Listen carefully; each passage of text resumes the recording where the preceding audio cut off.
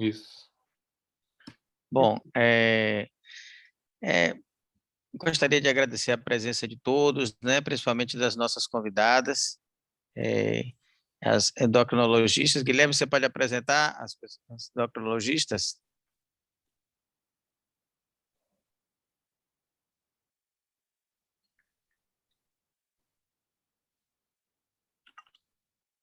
Alô? Oi. Pronto. Então, desculpa que eu estava tentando ver esse compartilhamento da tela aqui.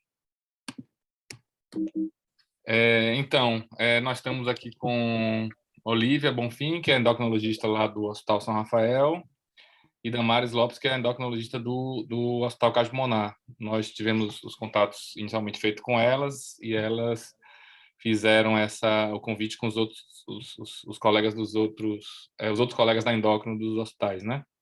Uhum. Na São Isso. Rafa, para tomar a voz aqui, tem doutora Giovana Feitosa, tem doutora Ana Luísa Velame, doutora Samantha Góes e doutora Luciana Leone. Eu acho que hoje só a Luciana que não conseguiu participar, mas os demais estão aí. Bom, Temos aqui, eu vi Natália, Aparecida, Renata, Alessandra, André, que a gente faz a parte de internação, né? E eu vi Lívia Guerreiro também, que é endócrino lá da Cardio. Aí a gente ainda tem Cláudia Valente e Patrícia Kuhn. Hoje é o grupo que faz atendimento no centro médico, e desses tem o grupo menor que faz a parte de paciente internado. como o Damares estava colocando, nós já viemos discutindo esse tema já há algum tempo, e é um tema bastante importante, né? Tem uma importância clínica muito grande para o desfecho do paciente cirúrgico. Então, nós consideramos de extrema relevância essa nossa discussão e padronização de condutas, e esse alinhamento entre endocrinologia, anestesiologia e equipes de cirurgia também, que são são partes extremamente importantes desse nosso abordagem de hoje. Guilherme Campos vai abordar esse controle perioperatório, glicêmico perioperatório, com a visão do anestesiologista, e como é que nós nos vemos inseridos nesse contexto. Eu peço a Guilherme, então, que, por favor, comece a sua apresentação, Guilherme. Vamos lá, então. Boa noite a todos. Vejo aqui também que tem presença de alguns cirurgiões, tem presença de Airan, coordenador do Centro Cirúrgico lá da Caixa Pulmonar. Sejam bem-vindos. Então, como esse tema surgiu recentemente, até Alexandre, que provocou num grupo que a gente tem lá de debate mais científico, ele trouxe alguns artigos falando sobre esses hipoglicemiantes novos, e aí gerou-se uma discussão, e nós achamos oportuno fazer uma sessão sobre esse tema, e aí convidamos o pessoal da endócrino. Como ele falou, a gente vai falar da nossa parte no momento que nós, anestesistas, temos contato com o paciente, até o momento que a gente dá alta do paciente do nosso serviço. Mas a gente considerou importante que, na medida do possível, pudessem cirurgiões estarem presentes, o pessoal da endócrino, para que a gente tente englobar em um momento mais precoce, porque a gente sabe que a nossa participação começa já muito perto do momento da cirurgia. A gente, na maioria das vezes, não tem condições de fazer nenhum tipo de intervenção no sentido de otimizar o tratamento ou o encaminhamento daquele paciente, e também para que possamos alinhar da melhor maneira possível de que forma esse paciente deve ser conduzido depois que sai do centro cirúrgico. Mas então eu vou falar um pouco aqui sobre o que nós temos dessa parte de controle glicêmico perioperatório para nós anestesistas, e depois a gente discute com os demais colegas. Então, para quem não me conhece, eu sou Guilherme, eu sou médico anestesiologista do Serviço de Anestesia Garibaldi, que atua no Hospital Cardiopulmonar, e também da Clínica Valdir Medrado de Anestesia e Medicina Perioperatória, que atua no Hospital São Rafael. Os objetivos desse fórum, então, são apresentar as recomendações mais recentes sobre o controle glicêmico no período perioperatório, revisitar e atualizar, na medida do necessário, os protocolos que já existem no Hospital São Rafael e no Hospital Cardiopulmonar, eventualmente unificar esses protocolos, E, principalmente, eu acho, o que o Márcio estava falando aqui antes da aula, os protocolos já existem, acho que, se for necessário, muito pouca coisa precisa ser modificada neles, mas o mais importante é reforçar a importância de nós, anestesistas, conhecermos e colocarmos em prática esses protocolos. Eu me baseei para essa aula em alguns guidelines, né? Eu peguei os guidelines dos principais sociedades de anestesiologia. É um trabalho publicado na revista da Sociedade Americana de Anestesiologia 2017, esse primeiro aqui. Ele, que é do manejo da hiperglicemia no período pré-operatório, ele, na sua forma online, ele já foi atualizado em 2020. Também temos o guideline da Associação Britânica de Anestesistas, que é um guideline um pouco mais antigo, publicado em 2015, mas também em 2019 ele teve uma atualização, tem no formato online, ele tem é mais atual.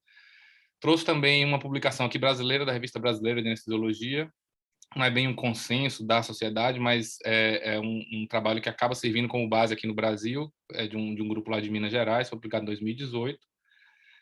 Também o guideline de uma junta francesa de diabetologia e anestesiologia, que fez um posicionamento sobre esse controle glicêmico no pré-operatório, publicado em 2018. E trouxe também um trabalho mais recente, agora 2019. É um trabalho pequeno, na verdade eles chamam de Clinical Update do JAMA, que do pessoal da Mayo Clinic. E eles fazem um protocolo lá bem simplificado em algumas questões que eu achei interessante para a gente colocar aqui. Nós todos sabemos a relevância do tema. A diabetes é uma doença com elevada prevalência na população geral.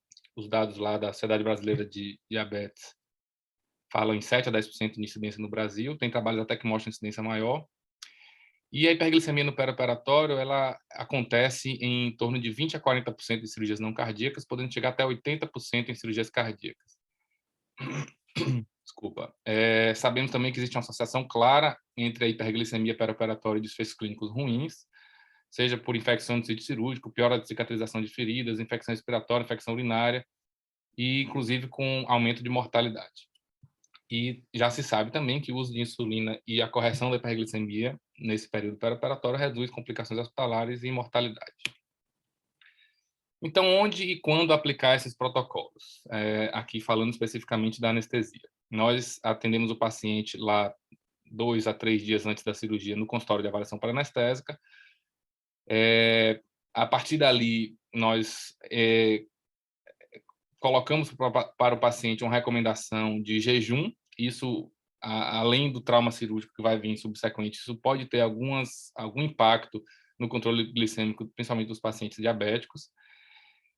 Então, esse paciente sai do consultório com uma orientação, volta para casa. Depois disso, ele vai ser admitido no hospital, lá no pré-internamento, vai para uma unidade cirúrgica antes de ir para o centro cirúrgico, vai ficar lá o tempo aguardando o momento dele ir para o centro cirúrgico, e até a chegada dele no centro cirúrgico, que é quando nós voltamos a ver aquele paciente, é o que eu considerei como um ponto cego, e isso a gente vê que a gente precisa ter alguns cuidados nas orientações desse paciente e na orientação do serviço hospitalar de como acolher esse paciente da melhor maneira possível. Então, lá no centro cirúrgico nós atuamos, fazemos anestesia, o paciente vai ser operado. De lá, ele vai para o CRPA, se for um caso de um paciente que vai para a unidade aberta, ou do centro cirúrgico, da sala de cirurgia para a UTI ou semi-intensiva, ou do CRPA para o quarto. E de lá, nós, em tese, não atuamos mais naquele paciente, ele deve seguir o acompanhamento com o seu médico assistente. O público-alvo seria para todos os pacientes diabéticos, usuários ou não de insulina, mas também pacientes não diabéticos submetidos a cirurgias de grande porte, como, por exemplo, cirurgia cardíaca, neurocirurgia, cirurgia oncológica abdominal. E a literatura coloca como um marco para que esses pacientes devam ser acompanhados por esses protocolos em cirurgias com tempo previsto maior do que 4 horas, por exemplo. Isso varia de paciente para paciente, mas seria mais ou menos esse nosso público-alvo. E os pontos-chave que eu vou discutir aqui nessa apresentação é o manejo dos hipoglicemiantes orais e injetáveis não insulínicos no pré-operatório, o manejo das insulinas no pré-operatório, essa interface entre o jejum e o controle glicêmico antes da cirurgia, o controle glicêmico no intraoperatório propriamente dito, e depois a transição do cuidado do centro cirúrgico para a UTI ou CRPA para a unidade aberta. Então, na avaliação para anestésico, como eu falei, atualmente, principalmente com essa questão dos protocolos de triagem do COVID, a consulta está ficando cada vez mais perto da cirurgia, né? A recomendação, tanto no São Rafael como no caixa pulmonar, é no máximo 72 horas antes da cirurgia, mas muitos pacientes a gente só vê na véspera. Nessa ocasião, nós precisamos atender aquele paciente, em caso de paciente diabético, definir que tipo de diabetes que ele tem, quais são as medicações de uso, doses e horários que eles fazem uso dessas medicações, porque isso vai interferir na nossa orientação. Precisamos também entender o perfil de controle da glicemia daquele paciente, se é um paciente que tem um controle muito estrito, se ele tem episódios ou não de hipoglicemia frequentes, ou se a glicemia está mal controlada, está muito alta, enfim. Nesse contexto, é trazido com bastante robustez na literatura a importância da hemoglobina glicada. Existem alguns trabalhos que mostram pacientes com hemoglobina glicada mais elevada, aí fala-se em limite de 8,5, 9, acima de 8,5, 9, são pacientes que evoluem com desfechos clínicos cirúrgicos ruins, ou piores, né, do que pacientes que têm hemoglobina glicada mais controlada. Inclusive, alguns desses guidelines colocam que cirurgias eletivas não deveriam, em tese, ser realizadas com pacientes com hemoglobina acima de 8,5, 9, alguns 10, depende do guideline. Na consulta prévia anestésica também avaliamos as outras comorbidades, lesões de órgão-alvo e, a depender dessas comorbidades e lesões de órgão-alvo, considerar a avaliação com especialistas, cardiologista, endocrinologista, caso exista tempo hábil e, eventualmente, sendo necessário o adiamento da cirurgia. Bom, então vamos lá para a parte mais objetiva e prática do nosso debate hoje, que são, vou começar falando sobre as orientações quanto às medicações que o paciente está em uso, começando com as medicações não insulínicas. Eu trouxe essa tabela aqui, que é desse protocolo daqui do Brasil, que eu falei. Eu acho essa tabela bem interessante. Esse artigo, de maneira geral, é um artigo bem interessante, porque é um artigo que está na nossa realidade, é um artigo brasileiro, e ele, gostaria já de falar, reforçar, na verdade, aqui, que eu não tenho nenhum conflito de interesse, mas eu gosto desse artigo também, porque, principalmente para nós, anestesistas, eventualmente cirurgiões também, que não somos habituados a prescrever essas medicações, muitas vezes a gente se vê com um paciente que traz uma lista, uma receita com um monte de medicação, que os nomes a gente tem que procurar saber o que é. Então, esse artigo ele traz uma tabela que traz o nome do princípio ativo e o nome comercial principal dessas medicações. Então, várias vezes chega o paciente, ainda mais com o tratamento do diabetes, que a gente sabe que a cada momento surgem novas medicações, então a gente pode eventualmente não conhecer alguma delas, e essa tabela é interessante por conta disso. E eles trazem aqui essas recomendações. Basicamente, o que a gente tem que entender de todos esses guidelines? O que é que eles querem que façamos com as medicações nos dias que antecedem a cirurgia, no dia da cirurgia? Então, existem diversas recomendações nos diversos guidelines. De uma maneira geral, o que a gente vê, assim como esse artigo aqui do Brasil, é que as medicações devem ser mantidas com seu uso habitual até o dia anterior. E no dia da cirurgia existe um debate, algumas medicações mantêm, outras medicações omitem. E essa aqui é a tabela daqui do guideline, ou do protocolo aqui do serviço no Brasil. Aqui lá do Reino Unido, também semelhante, no dia anterior a tendência é manter o uso normal das medicações, e no dia da cirurgia existe uma variação, algumas manter, outras não manter. Esse artigo aqui da Sociedade Francesa, eles dividem também cirurgias ambulatoriais e cirurgias com paciente internado. Então, eles, por exemplo, de cirurgia ambulatorial, eles recomendam não interromper absolutamente as medicações, inclusive no dia da cirurgia. E cirurgias de paciente internado de menor ou maior porte, a maioria das medicações, eles recomendam que mantenha normalmente até o dia anterior e só suspendam elas no dia da manhã da cirurgia. Isso a gente vê que é a recomendação, que é a tendência maior nesses guidelines. E aqui é o guideline da Sociedade Americana, e que ele foi o primeiro que colocou uma ressalva que é recente do FDA em relação aos inibidores da cotransportador sódio-glicose, que são os conhecidos aqui no Brasil, Jardiance e Forxiga. Eles recomendam que ela seja suspensa no dia anterior da cirurgia. É a única medicação que eles mandam suspender no dia anterior, as outras mantêm, e no dia da cirurgia também eles orientam suspender algumas das medicações. Então, eu trouxe aqui meio que um resumo desses guidelines diferentes e o que a gente pode tomar como base para nossas orientações, que, de uma maneira geral, as medicações por via oral elas devem ser mantidas até a véspera da cirurgia, e a recomendação, na maioria desses guidelines, para a maioria dos hipoglicemiantes, é que eles sejam omitidos apenas no dia da cirurgia. Alguns eles falam para manter, outros suspender. Então, eu acho que, para facilitar, a gente deveria, é a minha opinião, a gente pode debater aqui depois, omitir todos eles no dia da cirurgia.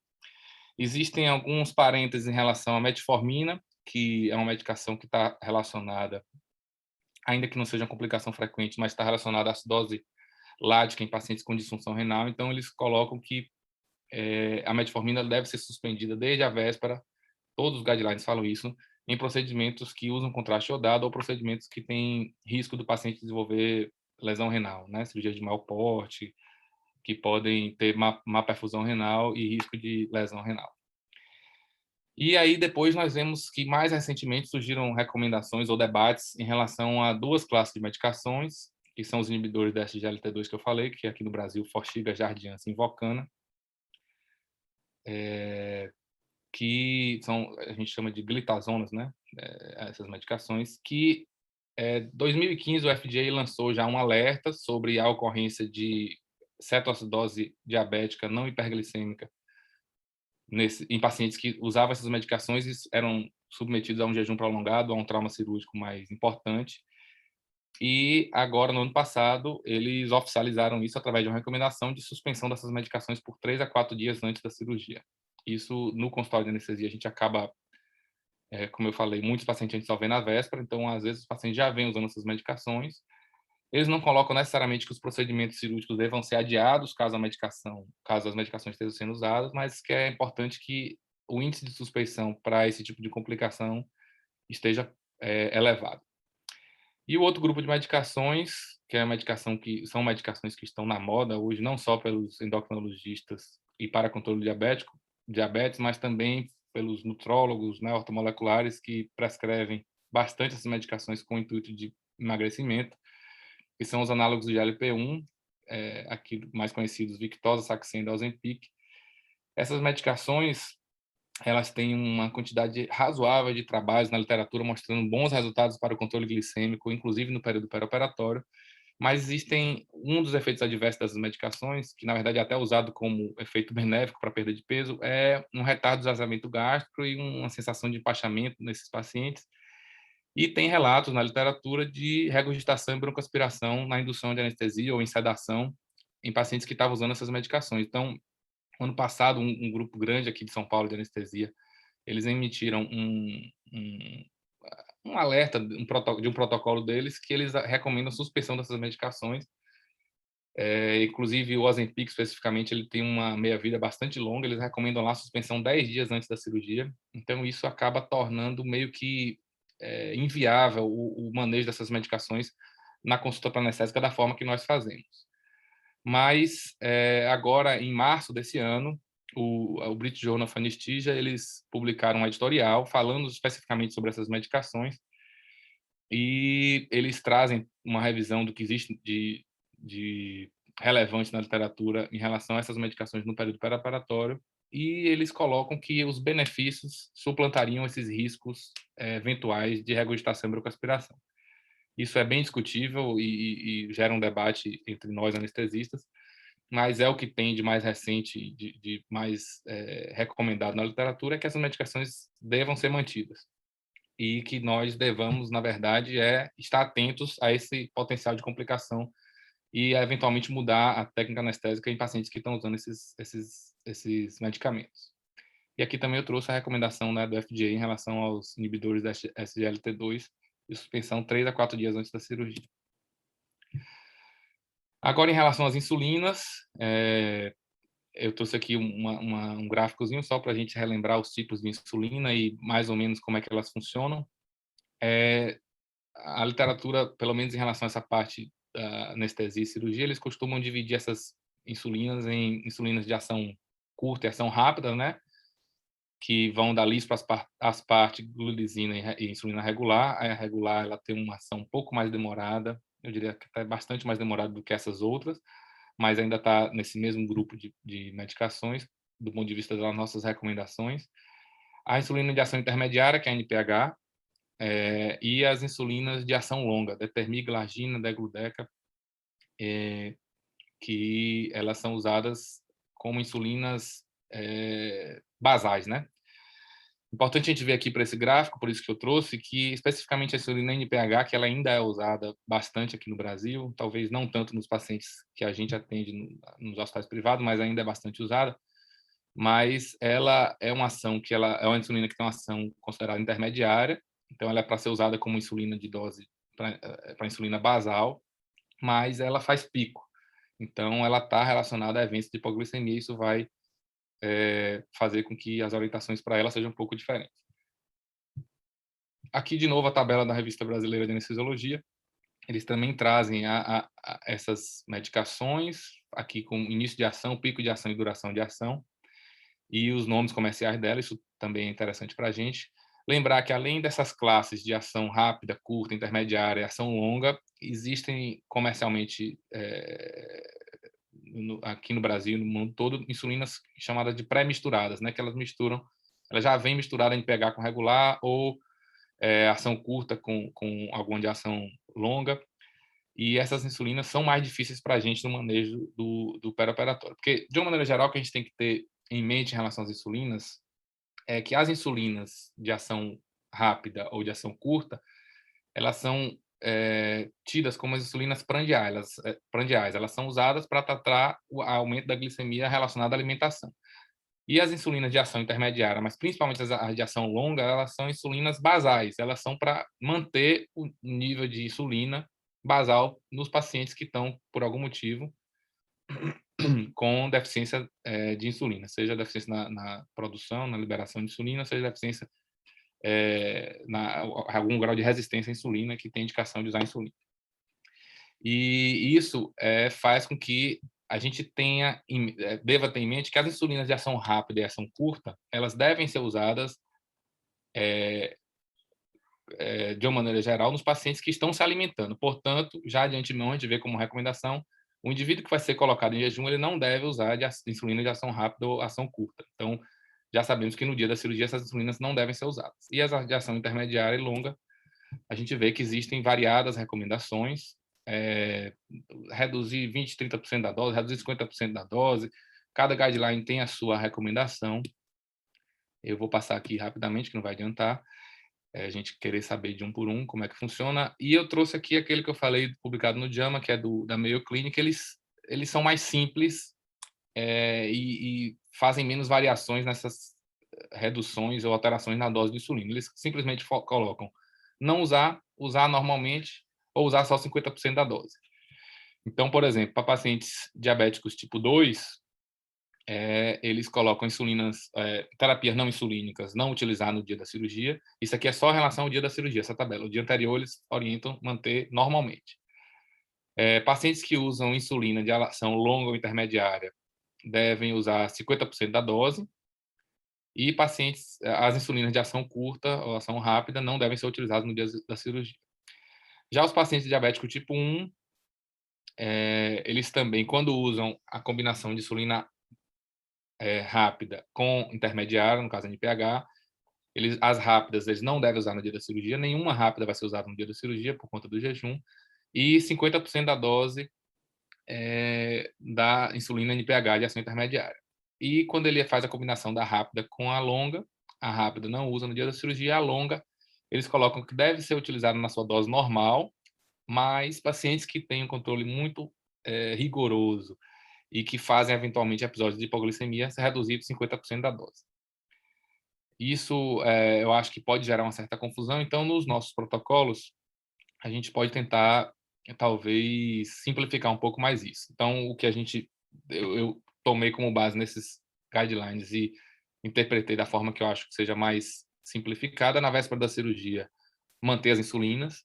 Existem alguns pacientes que usam insulina de ação longa à noite, não sei, a gente pode ver com o pessoal do endócrino, mas acho que essa não é a conduta mais frequente, mas caso esses pacientes utilizem ação longa à noite, por conta do jejum que eles vão estar de manhã, a recomendação da maioria dos guidelines é reduzir em torno de 20% da dose. E no dia da cirurgia, como eu falei, as rápidas e irregular não usar, a insulina NPH usar 50% da dose, E as insulinas de ação longa, eles falam em utilizar a dose normal, mas pacientes com relato de hipoglicemia usar 50% da dose. O protocolo lá, a gente vai falar daqui a pouco sobre os protocolos dos hospitais, mas lá no protocolo do São Rafael está escrito para não usar insulina nenhuma no dia da cirurgia e no do cardiopulmonar usar 50% da dose das insulinas de ação longa. Isso a gente pode depois discutir e ver de que forma melhor alinhar isso. Existem também pacientes, não é tão frequente a gente ver assim esses pacientes, mas tem pacientes que usam aquela bomba de insulina, né? Que eles implantam a bombinha e eles mantêm uma dose contínua de insulina e aplicam bolos de acordo com a alimentação que eles vão fazer. A recomendação para esses pacientes usuários de bomba de insulina é, se possível, manter a bomba de insulina, tem que ver onde é que é o local da cirurgia, se a cirurgia permite que a bomba continue colocada. Se não permitir, esses pacientes deveriam, em tese, internar e fazer a transição da bomba de insulina para a insulina venosa. O mais importante de tudo que eu coloquei aqui, suspende, não suspende medicação, quanto que vai usar de insulina, não vai usar, eu acho que a conduta que a gente vai ter em relação àquele momento que eu falei que seria o ponto cego nosso, o momento que o paciente sai da consultório de avaliação pré-anestésica até o momento que ele vai chegar no centro cirúrgico para a gente. Esse paciente ele precisa ter alguma orientação, alguma prescrição, e ele precisa ser visto de alguma forma e no momento que ele chega no hospital, ele precisa ter a sua glicemia medida. Isso a gente vê com alguma frequência, mesmo com prescrição nossa. Às vezes o paciente é internado no hospital, passa por algumas horas no quarto e quando chega no centro cirúrgico, ele não teve uma glicemia medida em nenhum momento. Então, isso que a gente precisa ver, de que forma operacionalizar melhor isso. A recomendação da literatura é que os pacientes devem ter a orientação sobre sintomas de hipoglicemia e de que forma tratar esses sintomas em casa, né? Esses pacientes costumam ser bem orientados de usar algum doce, alguma água com açúcar, algum suco com açúcar, e eles devem ter prescrito que, uma vez internados no hospital, eles devem ter glicemia capilar medida pelo menos a cada 4 horas, e um esquema de insulina rápida ou regular subcutânea conforme a glicemia capilar. Cada hospital tem seu protocolo, a gente pode ou não uniformizar um aqui nos 2 hospitais. E também prescrito tratamento para hipoglicemia, seja glicose a 25% ou 50%, 2 a 4 ampolas se é glicemia menor que 70%, e considerar uma infusão de glicose, fala assim, glicose a 5%, uma vazão de 100 ml hora, e chamar o médico de referência na unidade. Aí tem que ver de que forma que o hospital conduz isso. A gente lá no São Rafael agora está com essa figura dos médicos hospitalistas e não sei se seriam a Ana Verena, doutora Ana Verena, lá, diretora, ela fala em inserir esses médicos nesse contexto do controle glicêmico pré-operatório. Podemos ver de que forma isso pode ser melhor feito. Em relação ao controle glicêmico no intraoperatório, que é a nossa parte, né, onde nós atuamos de maneira mais intensiva nos pacientes, a literatura traz como alvo de glicemia manter em torno de 100 a 180, né? Na verdade, houve uma discussão alguns anos atrás sobre controles mais rigorosos de glicemia, mas já se sabe que controles muito rigorosos estão associados à incidência elevada de hipoglicemia. Então, a recomendação é só tratar glicemias acima de 180. E o tratamento da hiperglicemia pode ser feito de 2 formas, né? Em pacientes estáveis e cirurgias mais curtas, com previsão menor do que 4 horas, pode ser usado insulina rápida ou regular por via subcutânea. Importante que, uma vez a gente tendo administrado insulina por via subcutânea, temos que lembrar aquela tabelinha que eu mostrei lá, que essas insulinas elas são rápidas, mas elas têm um tempo de ação e têm uma meia-vida, né? Então, não devemos ficar querendo medir glicemia a cada 15, 30 minutos depois que fez aquela insulina subcutânea e tentar não tratar ou administrar novas doses de insulina em um tempo menor do que 2 a 4 horas, né? Principalmente para a insulina regular, fala-se até 6 horas de esperar o tempo de ação daquela insulina, porque senão você pode fazer hipoglicemia algumas horas depois se você fizer doses subsequentes de insulina subcutânea. E as doses da insulina, conforme o protocolo, uma tabela de protocolo institucional. Em pacientes instáveis ou cirurgias de grande porte, essa insulina deve ser feita por via venosa em bomba de infusão, né? E uma vez iniciada a infusão venosa de insulina, a glicemia deve ser medida pelo menos a cada 1 a 2 horas. Alguns protocolos, lá no São Rafael mesmo, a gente coloca para medir, pelo menos a primeira vez, do primeiro bolus de insulina venosa, a glicemia 30 minutos depois. E a dose da insulina ela é variável conforme existem algumas tabelas na literatura. No São Rafael, no protocolo de São Rafael, coloca aquela que a gente divide a glicemia por 100, faz um bolus, né? Um exemplo, glicemia de 300, faz um bolus de 3 unidades, mantém 3 unidades por hora. E aí vai tateando a infusão de insulina de acordo com a glicemia que deve medir com uma periodicidade mais curta. Importante termos atenção em relação à glicemia capilar, principalmente os pacientes que estão hipotérmicos, instáveis, cirurgia de grande porte. A glicemia capilar ela pode não ser fidedigna devido à vasoconstricção desses pacientes. Então, a recomendação é preferir a dosagem da glicose no laboratório, seja por gasometria arterial, venosa, enfim. Atenção em relação a isso. Aqui só um exemplo de tabela de administração de insulina. Alguns desses guidelines eles falam para classificar ainda pacientes em pacientes sensíveis à insulina, pacientes usuais ou pacientes resistentes à insulina. Existem critérios para definir esses pacientes. Eu acho que isso pode complicar um pouco, talvez normatizar alguma tabela mais habitual aqui dos dois serviços. E aqui um exemplo de tabela também sobre variação das infusões de insulina venosa de acordo com a glicemia, né? Isso também acho que talvez não seja necessário protocolar, mas ficar mais importante do que cada um desses protocolos é saber que o indivíduo que está com insulina venosa ele precisa ter a glicemia monitorizada de perto. E no pós-operatório, o alvo glicêmico tende a ser o mesmo, a recomendação da literatura, abaixo de 180, e a terapia utilizada no intraoperatório ela vai ser mantida de acordo com cada paciente, né? Se utilizou insulina subcutânea, esse paciente não for para a unidade de terapia intensiva, ele tem que ter atenção à glicemia no CRPA, considerar prolongar o tempo para a alta desse paciente para o quarto.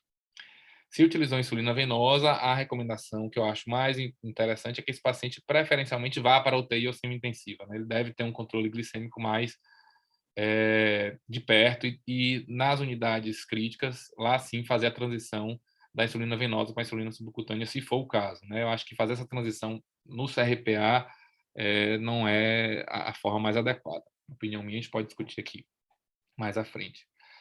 E no quarto, enfermaria, a recomendação mais frequente é que, uma vez reiniciada a dieta e o paciente que esteja com um bom controle glicêmico, ele deve retornar às doses de insulina de uso habitual e reiniciar também os hipoglicemiantes orais que eles utilizavam previamente.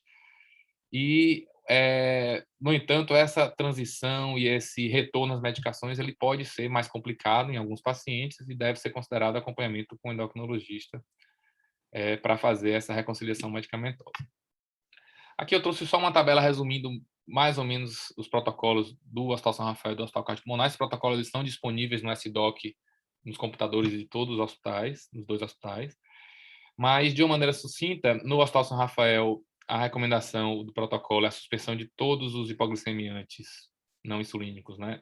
24 horas antes do procedimento. Então, não usa no dia da cirurgia, né? Se usa de manhã, ele pode usar até a véspera do procedimento. E no Hospital Cândido Pulmonar, a recomendação que está lá é a suspensão de todos, ou esse protocolo da cardio, se eu não me engano, ele foi atualizado mais recentemente. Então, eles recomendam manter todos até a véspera, só suspender no dia da cirurgia, exceto os inibidores da SGLT2, que tem aquela recomendação de suspensão 3 a 4 dias antes do procedimento. Sendo que, como eu falei, como a gente só vê o paciente, na maioria das vezes, ou com alguma frequência, na véspera da cirurgia, a gente orienta a suspensão naquele dia que a gente faz a consulta e alerta na ficha, na ficha de consulta pré-anestésica sobre esses riscos de cetoacidose não hiperglicêmica. Em relação às insulinas, o protocolo do São Rafael recomenda não fazer insulina no dia da cirurgia, usa normalmente até a véspera. E o protocolo da Cândido Pulmonar recomenda que a insulina de longa ou ação intermediária usa 50% da dose no dia da cirurgia, não usa na véspera.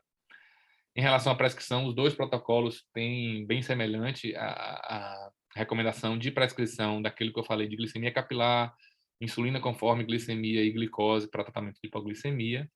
Para intraoperatório, semelhante às recomendações, né, de manutenção dos níveis de glicemia abaixo de 180, E também os 2 protocolos falam lá das recomendações para a transição do cuidado da gente, da anestesia, para o médico assistente ou para a terapia intensiva. Também nos 2 protocolos existem recomendações de condutas gerais. Essa primeira recomendação ela é muito importante, mas a gente tem pouca ingerência sobre isso, infelizmente, que é a recomendação da cirurgia no primeiro horário da manhã, principalmente para pacientes usuários de insulina, né? Isso a gente fica muito refém dos horários do cirurgião, das agendas do centro cirúrgico, enfim. E tem algum microfone ligado aqui.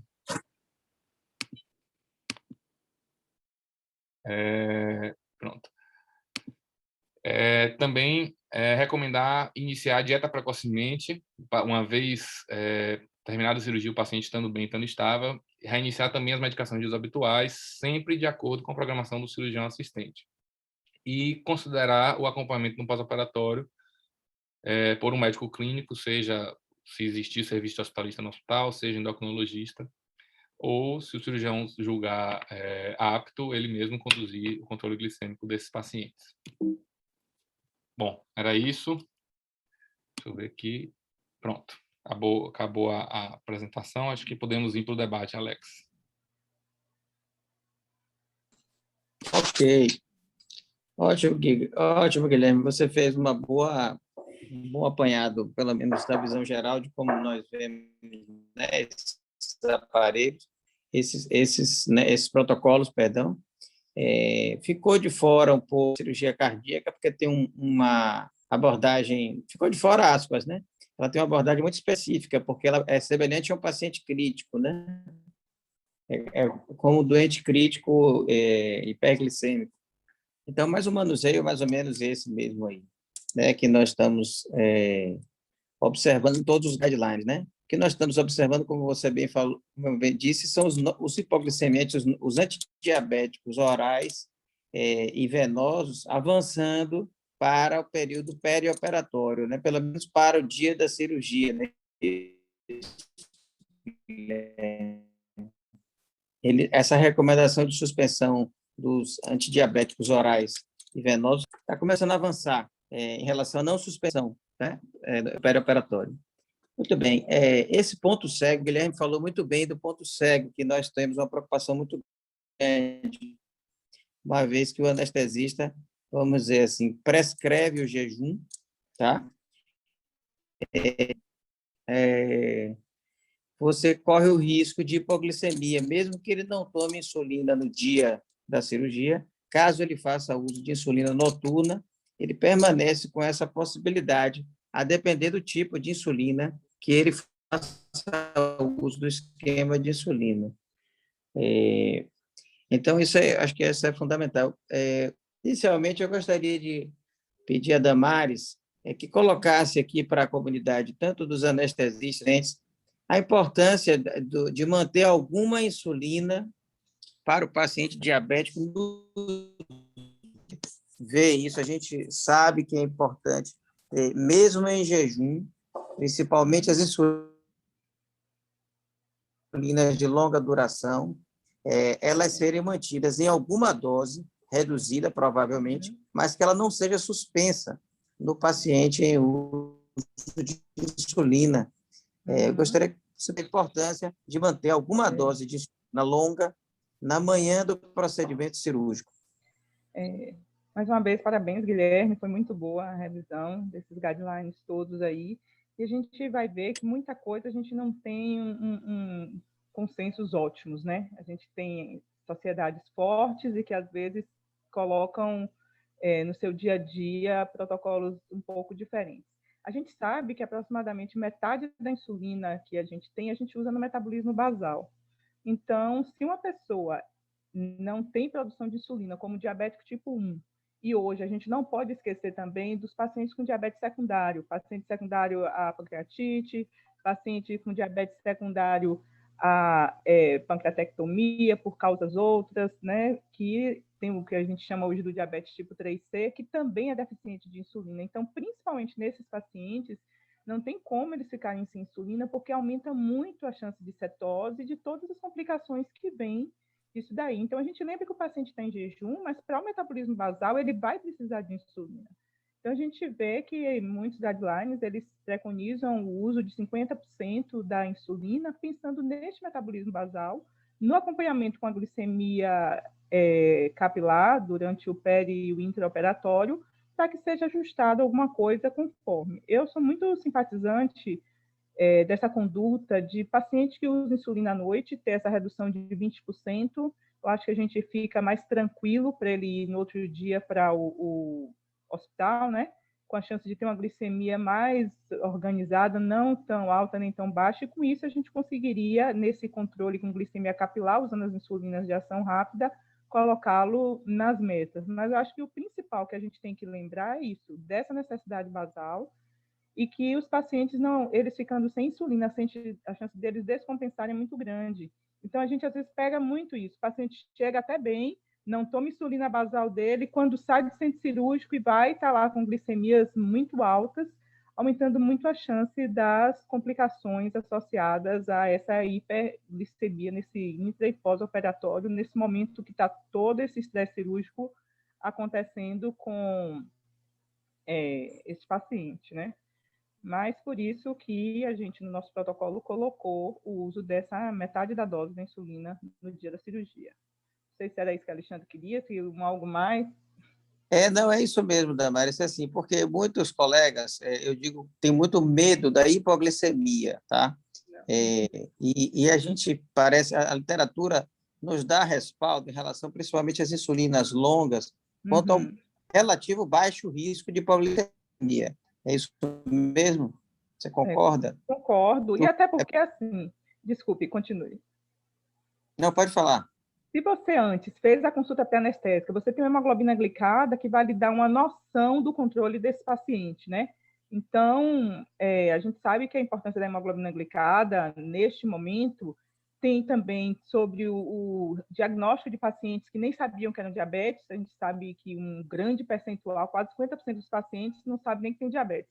Então, às vezes, é nesse pré-operatório que ele faz ali os exames e tem o diagnóstico de diabetes. A hemoglobina glicada tem essa importância. A hemoglobina glicada tem a importância de você ter uma noção do controle glicêmico desse paciente, que vai te dar uma certa segurança em relação a isso. E também nessa conversa, como o Guilherme botou ali no início, você vai questionar o paciente sobre a adesão dele ao tratamento, você vai questionar o paciente sobre como é a labilidade do controle glicêmico dele, se ele costuma ter hipoglicemia, que assim, a gente vai ter um padrão e individualizar, né, conforme cada paciente desse. Mas é muito importante isso daí, a gente às vezes sofre muito com isso, né, que a gente dá orientação para o paciente, aí o paciente volta, não, doutor, a anestesista disse que não é para usar nada, que é para eu ir lá sem usar nenhuma insulina, e que a gente fica temendo muito o desfecho por conta dessa conduta, né? E aí a gente com a insulina rápida consegue esse controle. Então, eu acho que com esses dados do pré-anestésico, de controle anterior e de glicada, a gente vai ter mais tranquilidade ainda para dizer, não, no dia você pode fazer 50% da dose. Se for um paciente muito lábil e usar insulina à noite, se fosse assim, minha opinião pessoal, eu acho que a gente poderia reduzir em 20% a dose da noite, quando ele usar à noite, seria mais seguro. Mas, com certeza, ele vai chegar bem. Eu não sei a opinião de Olívia ou Alexandre, alguém quiser colocar aí mais alguma coisa em relação a isso. Damares, muito bem colocação a sua. Eu queria ponderar duas coisas, né, quanto a essa pergunta aí. Primeiro, quem é o paciente que vocês vão operar? Acho que esse é o primeiro ponto que vocês têm que definir, né? O paciente DM1 é completamente diferente do paciente DM2. Isso tem que estar muito claro, porque o DM1 tem, assim como o 3C, que ela comentou, que é aquele paciente já com insulinopenia já de longa data, né?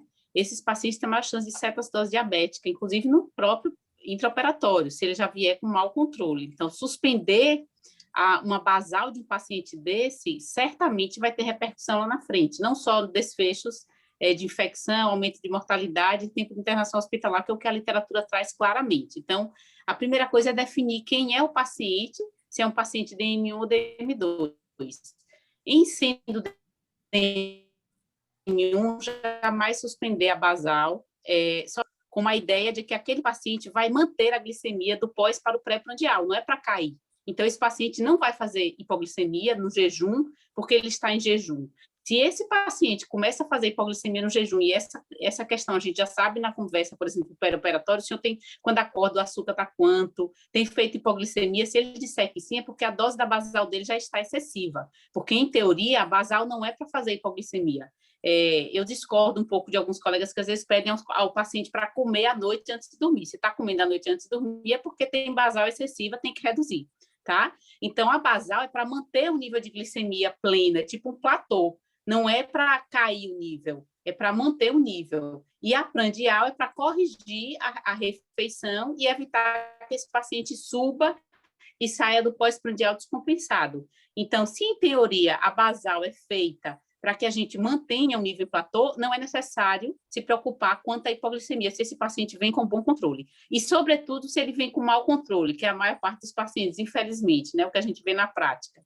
A aderência de pacientes diabéticos, a despeito do número de medicamentos que vem surgindo, infelizmente, ainda é um nível de aderência muito baixo para glicada-alvo, né? Então, definir que o paciente é diabético tipo 1, que tem alto risco de cetoacidose, diabetes tipo 2, e aí vale a pena a gente ponderar que insulina, além da definição de que tipo de paciente é que ele usa. Por exemplo, uma NPH à noite, ela pode ser aplicada, na minha visão. Por quê? Porque é um paciente que, se eu não aplicar, ele já vai chegar no pré-cirúrgico hiperglicêmico. Então, vocês vão ter muito mais trabalho para corrigir.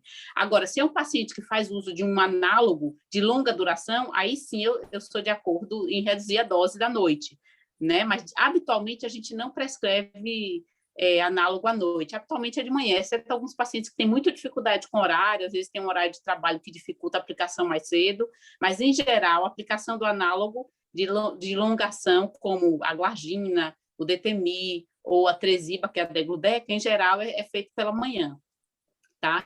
Mas se for NPH à noite, eu acho que deve ser aplicado. No dia da cirurgia, é que a gente deve também reduzir. Eu acho que esse protocolo aí que vocês pegaram está meio desatualizado, a gente até já atualizou junto com o Gabriel, mas eu acredito que não tenha sido colocado em plataforma ainda para vocês. Mas a nossa ideia é, de fato, reduzir a insulina de aplicação da manhã da cirurgia, mas não deixar de aplicar. A basal a gente tem que aplicar. Quanto à ultra rápida e a regular, Guilherme, realmente sua aula foi brilhante, gostei bastante do que você trouxe. A gente não aplica porque são insulinas prandiais, como você disse, se o paciente está em jejum, né?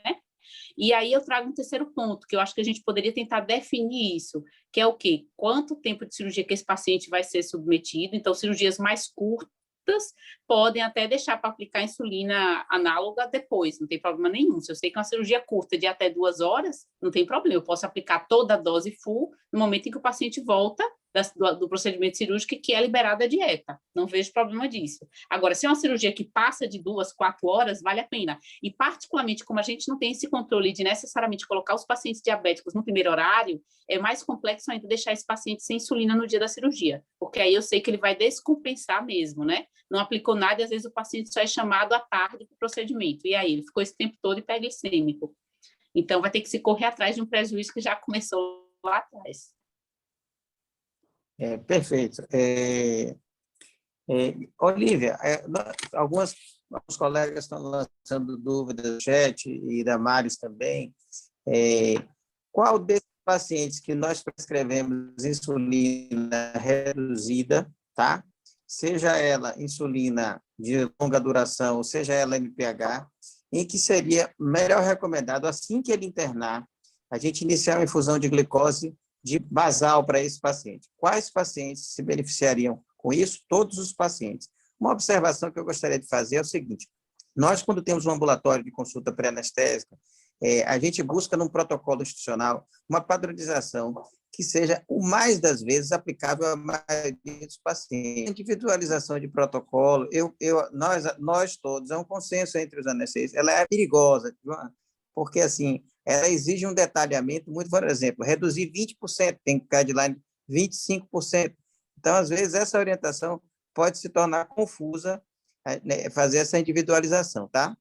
Mas nós vemos que muitos guidelines, muitos protocolos de hospitais conceituados mundo afora, preconizam que, assim que o paciente interne, ele comece uma infusão, ele mantenha a insulina dele de longa duração, né? Seja ela numa dose reduzida, os autores falam redução de 20% a 25% na manhã da cirurgia, e iniciar a infusão de glicose, tá? para esses pacientes, exatamente para que, se ocorrer o retardo das cirurgias, se a cirurgia não chegar no momento certo, ele está com a infusão de glicose garantida e não faria uma hipoglicemia importante. Essa dose basal de insulina, de glicose, uma dose baixa, tá? E isso pode ser padronizado para todo paciente usuário de insulina, ou não. Qual a opinião de vocês? Então, assim, a minha opinião, tá? Que aí é bem do especialista mesmo, a gente está fugindo um pouquinho aqui de protocolo e guideline, porque isso acaba sendo uma prática mesmo.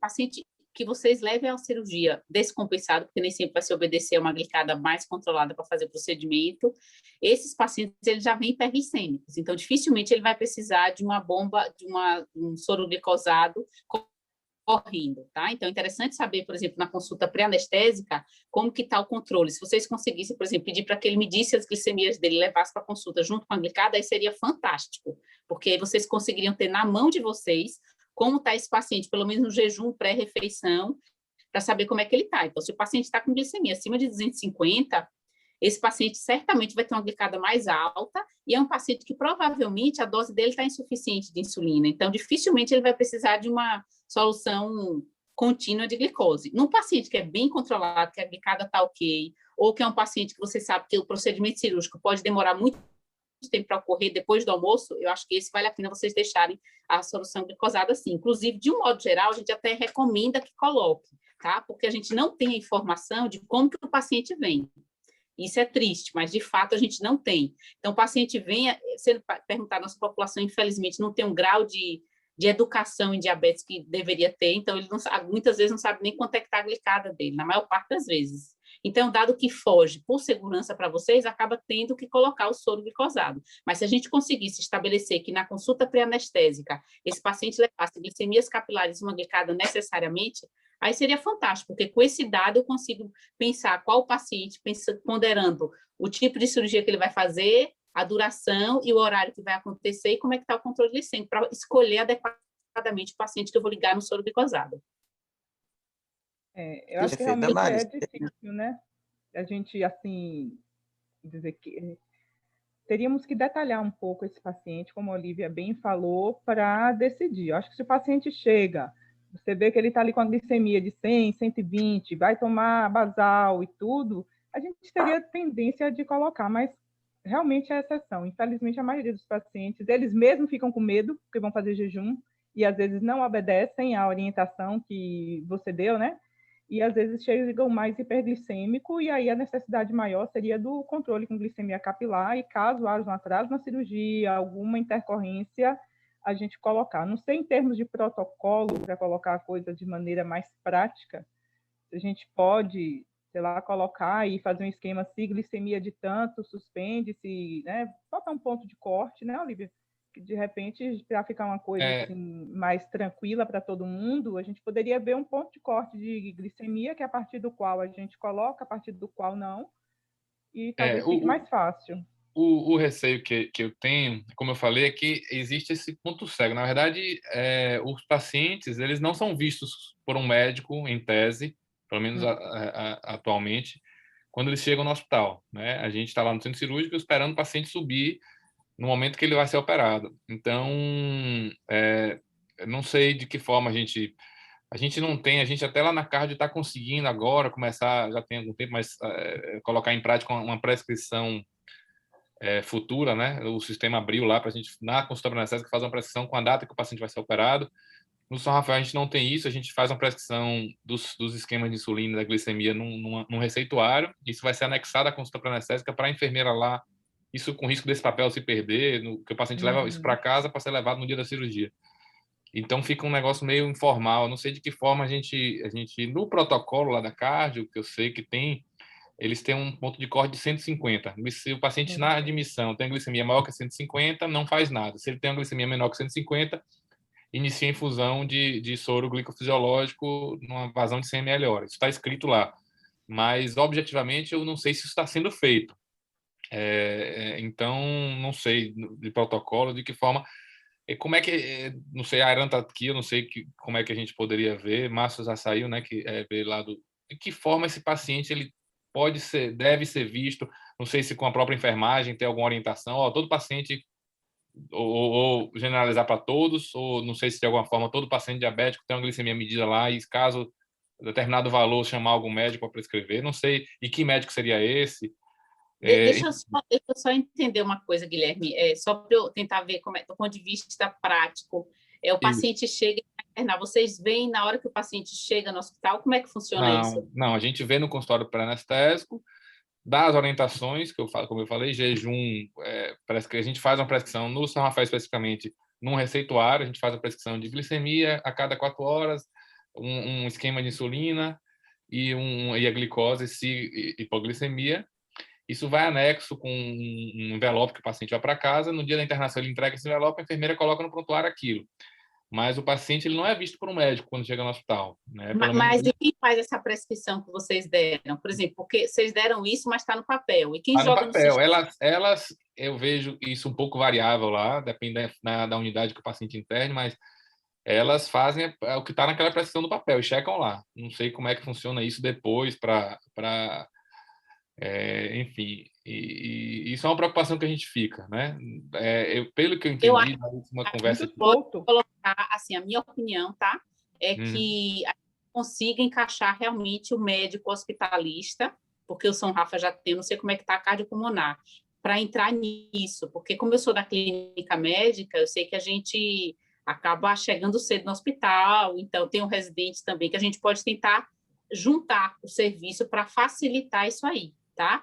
Agora, tem que ter na prescrição que vai chegar, caso isso não dê certo, a glicemia capilar tem que ser documentada no sistema de preferência, porque aí quando o médico hospitalista for convocado para ver se vai ou não, tipo assim, nem que seja para ele só dizer coloca ou não coloca, entende? É só uma decisão a ser tomada. E a gente pode bolar uma prescriçãozinha e deixar no sistema, tipo no MV, naquele painel de bordo, onde possa imprimir, que aí simplifica. Então, a gente pode botar um protocolo com cutoff de quanto que está a glicemia e o próprio médico hospitalista ele só imprimiria essa prescrição. Eu acho que é uma possibilidade. Eu acho que a ideia de Ana Verena lá, quando a última conversa que Márcio teve com ela sobre essa questão do controle glicêmico era essa, de alguma forma envolver os médicos hospitalistas nessa linha de cuidado, né, da glicemia, do controle glicêmico operatório, mas ainda está um pouco solto, né? Então a gente estabelece aqui, temos que fazer isso, o paciente internar, medir e tal, mas eu estou vendo ainda que existe uma fragilidade do ponto de vista prático disso lá. Lá na cardio, a gente costuma fazer a prescrição futura, né? O sistema abriu lá, isso tem alguns problemas em potencial, principalmente reagendamento de cirurgia, porque às vezes a gente faz a consulta pré-anestésica, agora com Covid está tendo menos isso, porque o paciente já vai na consulta para fazer o teste do Covid. Mas ainda assim acontece de adiar um dia ou adiar 2, enfim, remarcar a cirurgia e aproveitar a mesma consulta pré-anestésica. Então, aquela prescrição que a gente fez, a gente conversa com o paciente, a cirurgia vai ser tal dia, tal hora. A gente vai lá, abre o sistema lá da cardio, coloca a data futura na prescrição e faz uma prescrição de esquema de insulina, de glicemia, infusão de glicose, enfim.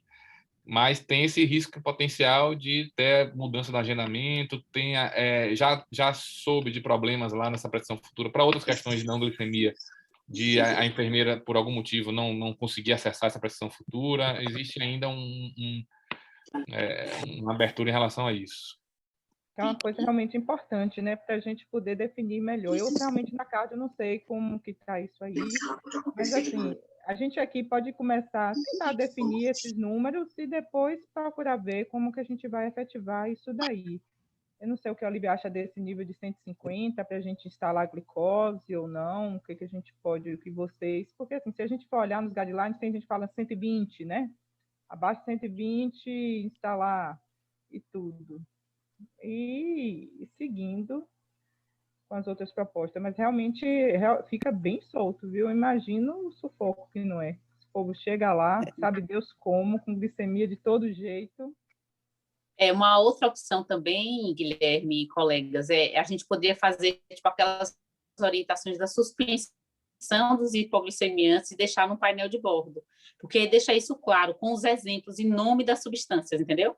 Porque eu acho que isso facilita também a suspensão, porque já que a gente vai montar um protocolo, a gente poderia deixar isso padronizado, independente de quem seja o paciente, ou seja, independente do endócrino que cuide, o paciente teria um exemplo lá, se você usa metformina ou glifage, suspender na véspera, se você usa ISLT2, a gente bota os exemplos, Forxiga, Jardiance, Xigduo, porque a gente não tem tantos assim no mercado, suspender 3 dias antes da cirurgia. Então, a gente poderia padronizar algo de orientações para deixar no painel de bordo e vocês acessarem em qualquer canto. Então, tanto no cardiopulmonar quanto lá no São Rafael. Uma forma, né, da gente padronizar um pouco mais também. Eu acho que o ponto de corte entre 120 e 150 é o que deve ser. Acima disso, eu acho que é um pouquinho mais... acho que não deve ser tão alto, tá? Porque senão acaba que o paciente vai evoluir hiperglicêmico. Boa noite, pessoal. Eu não sei se as meninas querem falar alguma coisa do São Rafael aí ou algo. Boa noite, pessoal. Primeiro, parabenizar, né? É um tema bem interessante esse de glicemia, controle glicêmico. Achei muito interessante e queria fazer umas pontuações aqui, até dividir. A gente está tratando basicamente com o mesmo grupo de anestesistas, né? Então, isso facilita muito, caso a gente tenha um protocolo unificado. Eu venho conversando muito com o Alexandre sobre um formulário, né, Alexandre? Um formulário no qual o paciente coloca informações importantes relativas à consulta pré-anestésica, informações relativas ao internamento, num prontuário eletrônico, no formulário, e que essa informação, inclusive, seja discriminativa dos pacientes que farão consulta pré-anestésica presencial e dos pacientes que farão consulta pré-anestésica ou por telefone, ou por videoconferência, etc. Aí minha sugestão, que a gente pode conversar, Alexandre, que nos pacientes diabéticos que usem determinados tipos de insulina, que a gente pode padronizar, que esse paciente faça necessariamente uma consulta presencial, para que tenha uma orientação mais específica, né, talvez, da insulina, da dose, da suspensão, etc. Porque como realmente tem essa questão do PCR-COVID, que vai ficar durante algum tempo ainda, então, infelizmente, a consulta pré-anestésica vai ficar muito atrelada ao PCR-COVID, né? A gente não vai ter como desmembrar isso. E falando especialmente do cardiopulmonar, a gente, infelizmente, não tem um médico hospitalista, né?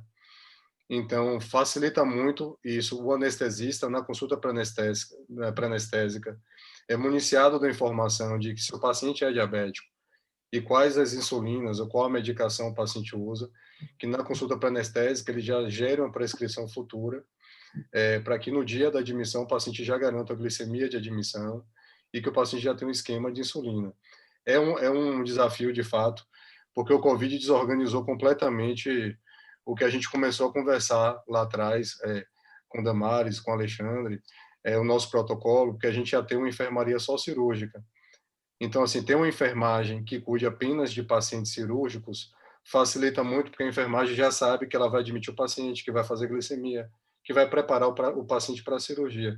Com Covid, isso se dissipou. Mas agora, a nova programação do hospital é que a gente tem uma enfermaria direcionada para o paciente cirúrgico. E aí cabe um treinamento com a equipe de enfermagem, e eu acho que fica mais fácil a equipe de enfermagem gerenciar e aderir a um protocolo de glicemia e dar continuidade, né, para os pacientes que saem de lá e que voltam para a enfermaria. Eu acho que para a UTI, cirurgia de grande porte, esse é um protocolo que já está mais redondo, né? Ele já flui de maneira melhor. O grande desafio realmente é esse paciente que faz uma cirurgia de 2 a 4 horas de duração e que ele volta para o quarto e que tem que dar continuidade ao controle glicêmico.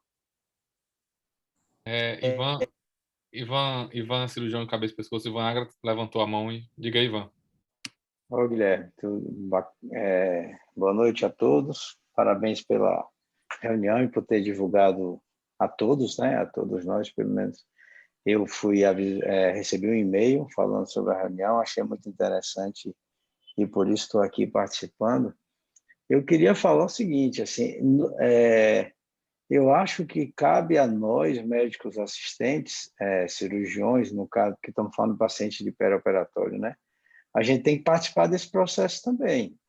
Então, assim, em relação aos meus pacientes em especial, eu gostaria de ser avisado, tá? Se tem esses detalhes que eu aprendi hoje aqui, porque essa quantidade, eu tenho 26 anos de formado, então quando eu me formei tinha 2, 3 medicações de hipoglicemia oral e 2 tipos de insulina, NPH e regular, pronto, acabou, não tinha nada mais. Então, essa quantidade, essa sopa, esses nomes das medicações, como o Guilherme falou, é uma confusão quando chega, a gente pergunta para o paciente, usando Forxiga, uns nomes esquisitos, Xigdu, não sei o quê, por aí vai. Então, assim, mas não é, Damares? E aí, alguns detalhes que vocês colocaram aí, aprendi bastante aí na aula, são coisas que eu acho que são de obrigação minha como médico assistente, ficar atento. Para mim não tem nenhum problema.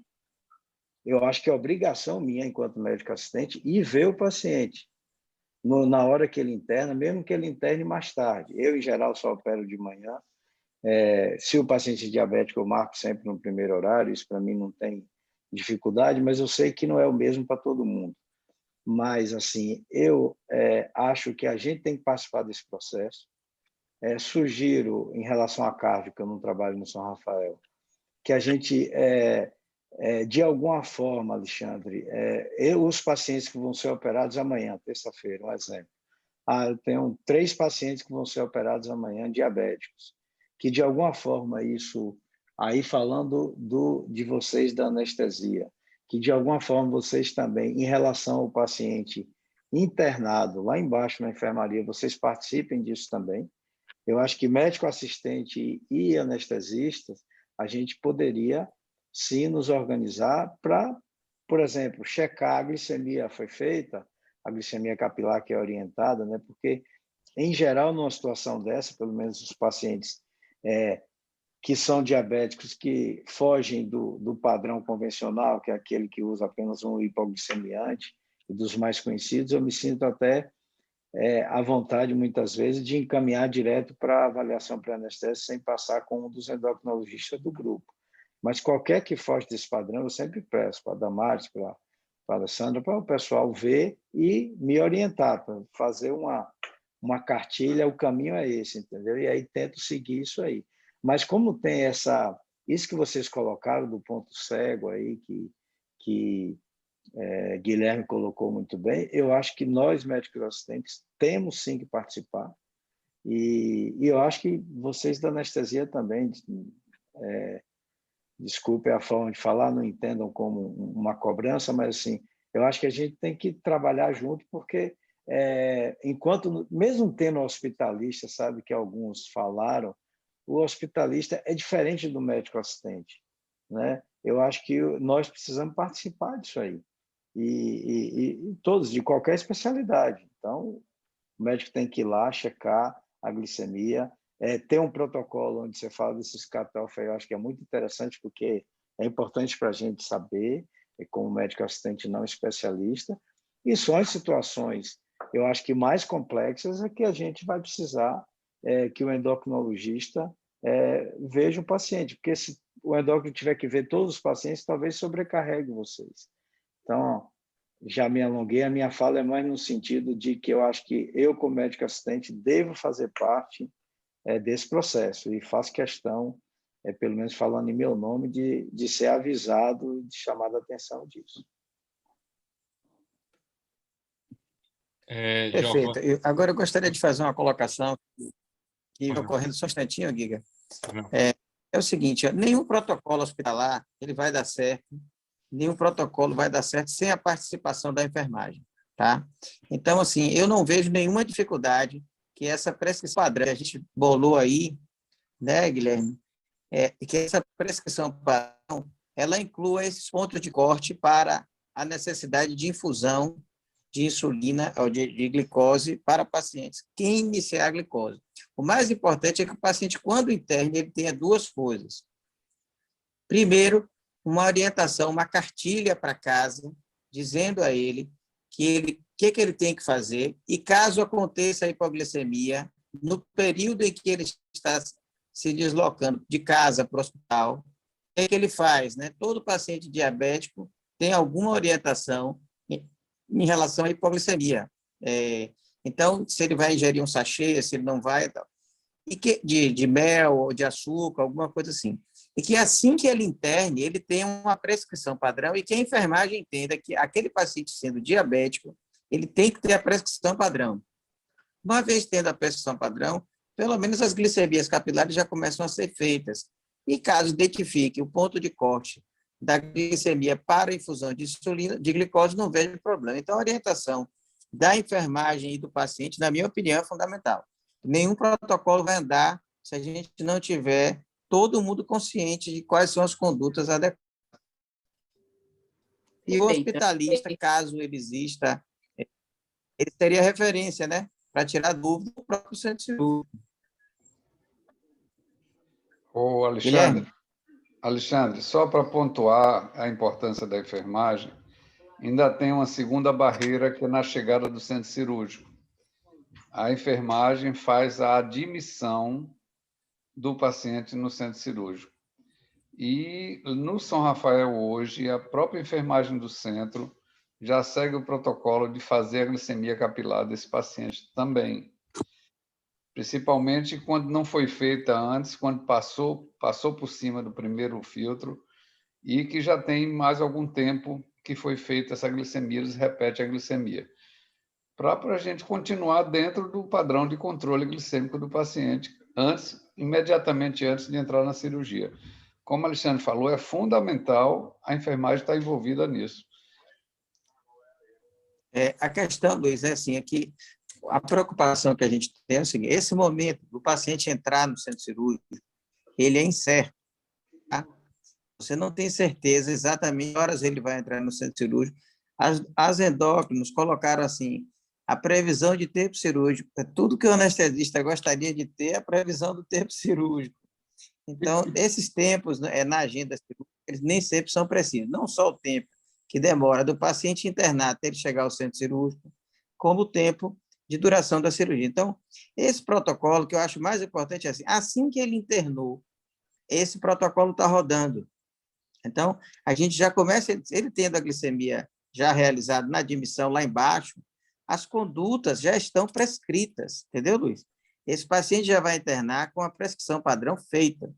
Então, o que eu acho que é o papel mais importante, aí sim, todos os envolvidos no cuidado, seja ele os endocrinologistas, os cirurgiões, a enfermagem, todo mundo envolvido, sabendo que existe uma padronização, que ela está prescrita e o que fazer.